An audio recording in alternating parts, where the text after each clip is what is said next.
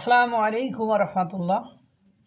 এতদিন ভাবতাম এই নতুন প্রজন্ম মানে জেনজি প্রজন্ম যাদের বলা হয়, এরা সংবিধানের পরিবর্তন চায় দেশের কল্যাণ, মানুষের কল্যাণ এবং মঙ্গলের জন্য।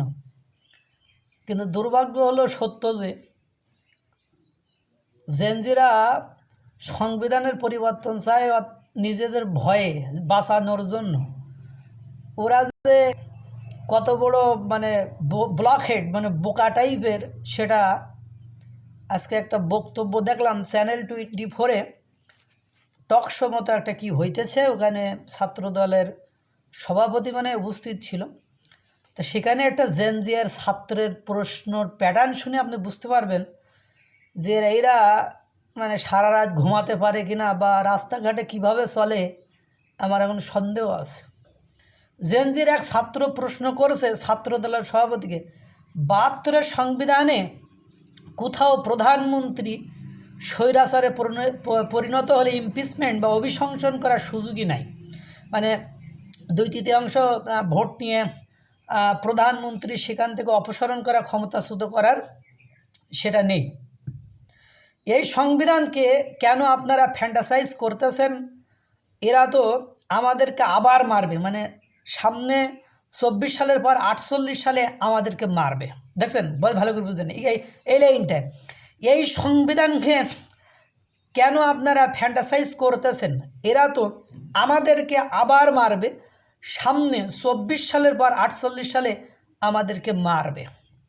তার মানে এতদিন ভাবছিলাম ওরা সংবিধান পরিবর্তন চাচ্ছে দেশের মানুষের কল্যাণ, মঙ্গল এবং জনকল্যাণের জন্য। এখন তো তার প্রশ্নেই বোঝা যায় যে তারা দেশের কল্যাণ, মঙ্গল এগুলো নিয়ে তাদের হেডেক নেই।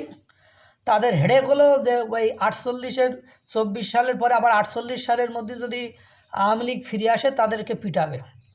ছোটো ভাই, জেনজি ছোটো ভাই, তোমাকে একটু কথা বলি। প্রধানমন্ত্রীকে ইমপিচমেন্ট করার সুযোগ তৈরি হলো, কোনো সমস্যা নেই, সংবিধানেই করলাম। তা সেটার জন্য সংবিধান পরিবর্তন কেন? সংবিধান সংস্কার করলেই তো হয়।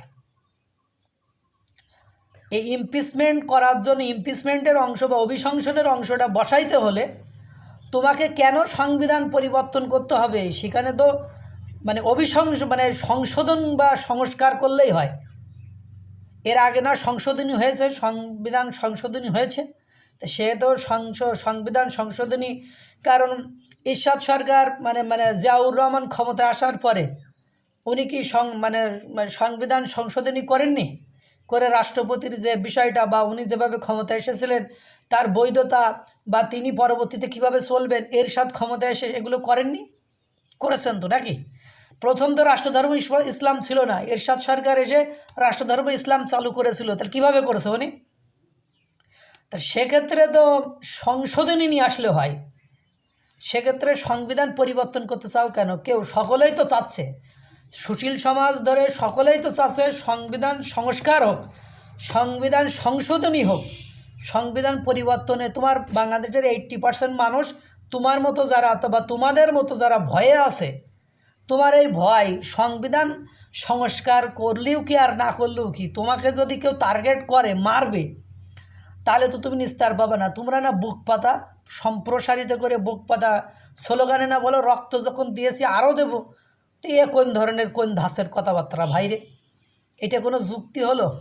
আর তোমরা এই যে সমন্বয়ক থেকে শুরু করে যুবক সমাজরা বা জেনজির পাবলিকরা যা শুরু করেছো, কালকে চট্টগ্রামে যা শুরু করেছে, নিজেদের মধ্যে মারামারি টেরি করে চাঁদাবাজ, তোমরাই তো নিজেদেরকে নিজেরা চাঁদাবাজ বলে স্লোগান দিচ্ছ, অন্যদের তো কিছু বলা লাগতেছে না। এবং তোমরা এখনও কোনো রাজনৈতিক দল নাও, যত জায়গায় কমিটি দিচ্ছ সব জায়গায় তোমরা ঝামেলা করতেছ। তার আগের দিন তোমরা কেন্দ্রীয় কার্যালয়, তোমাদের বৈষম্য বিরোধী ছাত্র আন্দোলনের কেন্দ্রীয় কার্যালয়ে মারামারি করে 3 জনের হাসপাতালে পাঠাইছো। এর আগে সাতক্ষীরাতে দেখলাম, তারপরে যত জায়গায় তোমরা কমিটি দিছো সব জায়গায় কমিটিতে বিরোধী পক্ষ তোমাদের সেই কমিটিকে বহিষ্কার করেছে বা কমিটি মানে না বলে তারা ঘোষণা দিয়েছে। এবং বিভিন্ন জায়গায় দেশীয় অস্ত্রশস্ত্র নিয়ে তোমাদের কমিটির 2 গ্রুপের মধ্যে মারামারিও হয়েছে, একাধিক রেকর্ড আছে এটা। তোমরা দেশের কল্যাণ কি করবা? তুমি যে সংবিধান সংশোধন করবে, ওই সংবিধান পরিবর্তন করে তুমি নিজেদেরকে বাঁচাতে পারবা? কীভাবে বাঁচাবা বলো? আর সংবিধান তো আল্লাহর কালাম না, বা ধর্মীয় গ্রন্থ না, বা ইসলামের কোরআনের বাণী না, যেটা পাল্টানো যাবে না। তুমি যেমন পাল্টাচ্ছ, এরকম সংবিধান নির্বাচিত সরকার এসে যদি পরিবর্তন করে, সংশোধনী নিয়ে আসে, তুমি তখন কী করবা? তোমার কিছু করার আছে? তো এইসব মেন্টালিটি কোথা থেকে আসে রে ভাই? বলো যে সংশোধনী নিয়ে আসতে, ওখানে ইমপিচমেন্ট বা অভিশংসনের বিষয়টা ওখানে ঢুকিয়ে দেওয়ার জন্য। এভাবে করে নিজেদেরকে আর নিচে নামায় না। নিজেদের শিক্ষার লেভেলটা কোন জায়গায় মানুষ বিবেচনা করবে এটা ভাবছো কোনো দিন?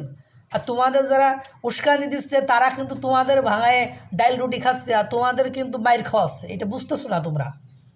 তারপরে উনি আরও কি লিখছে, আমি আপনার কাছে কাট টু কাট প্রশ্নের উত্তর চাচ্ছি যে আপনারা কেন 72-এর সংবিধানের এখনও পূজা করতেছেন। এই প্রশ্নের উত্তর হলো, আমি যদি ওখানে হতাম ছাত্র দলের ওই সভাপতির জায়গায়, তাই বলতাম যে ভাই 5ই আগস্টের আন্দোলনের পর, বিজয় লাভের পরে, বা তোমাদের গণ অভ্যুত্থানের পরে, সরকার গঠনের পরে, এই এখনও যে তোমার মতো একটা ছাত্রের কথা আমি এই দাঁড়াই এই জায়গায় শুনতেছি, ঠিক ওই কারণেই 72-এর সংবিধানের পূজা করতেছি, আমি এই কথা বলতাম।